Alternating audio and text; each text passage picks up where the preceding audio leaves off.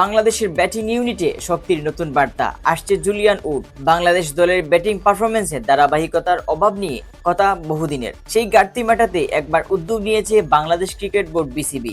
দলের ব্যাটিং ইউনিটে আধুনিকতা, গতি ও শক্তি যোগ করতে দায়িত্ব দেওয়া হয়েছে ইংলিশ ব্যাটিং কোচ জুলিয়ান উডকে।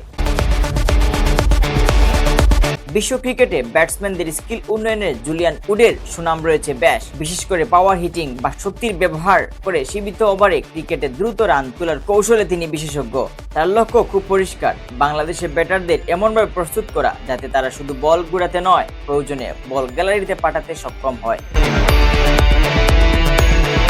জুলিয়ানের মতে আধুনিক ক্রিকেটে শুধু টেকনিকে দক্ষ হলে চলবে না, প্রয়োজন পরিকল্পিত স্কিল ও যথাযথ ফিজিক্যাল পাওয়ার। তাই তিনি কাজ করবেন ব্যাটসম্যানদের core strength, batting strength, hand speed, footwork এবং টাইমিং এর উন্নয়ন নিয়ে।